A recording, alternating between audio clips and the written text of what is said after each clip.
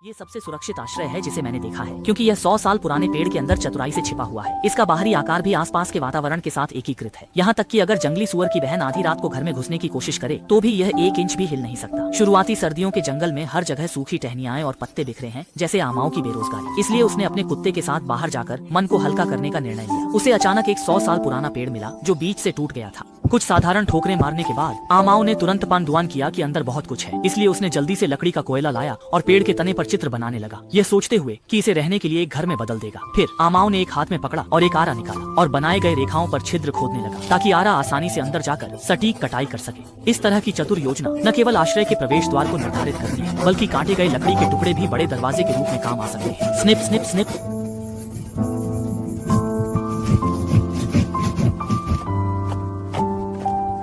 जब उसने भारी लकड़ी के टुकड़ों को उठाया तो अंदर की स्थिति आमाओं की कल्पना के अनुसार थी। लकड़ियों को साफ करना था, दरवाजा काटा जा सकता था जिससे भूमिगत आश्रय विकसित हो सके। मिट्टी के कारण खुदाई आसान थी, जड़ें मोटी थीं, जिससे परेशानी हुई। इन जड़ों को साफ करने में समय लगा। ये लड़का कारीगर है और उसने प्रयास से गड्ढा खोद लिया। इसमें एक कमरा होगा जो उसे और उसके कुत्ते को रहने के लिए पर्याप्त होगा। चूल्हे की जगह तय कर दी। इन उलझी हुई पेड़ की जड़ों को साफ करने में बहुत समय और ऊर्जा खर्च हुई।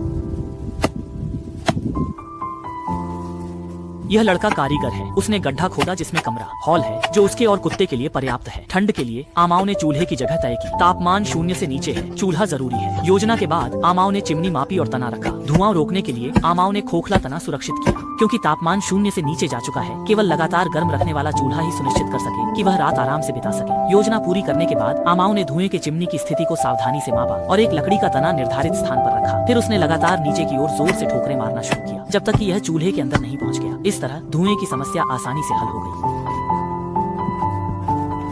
धुएं को अंदर आने से रोकने के लिए आमाओं ने एक खोखले पेड़ के तने को खोजा जो चिमनी के विस्तार के लिए एकदम सही था। वह सावधानी से चिंतित था कि लकड़ी जल न जाए, इसलिए उसने कुछ सूखी घास इकट्ठा की और उसे मिट्टी के साथ मिलाकर एक चिपचिपा मिश्रण बनाया। फिर उसने लकड़ी के तने के अंदर और बाहर इसे अच्छी तरह से लगाया ताकि यह उच्च तापमान की परीक्षा को सहन कर सके।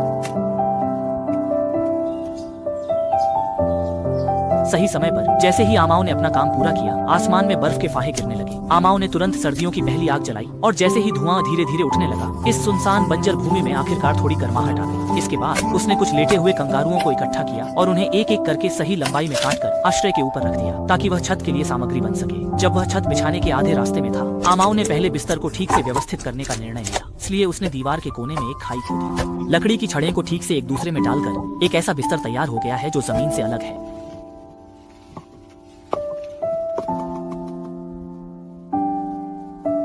छोटी सी आराम के बाद आमाओं ने छत बनाने का काम जारी रखा। लकड़ी के बीच की दरारों को मिट्टी से भरा गया।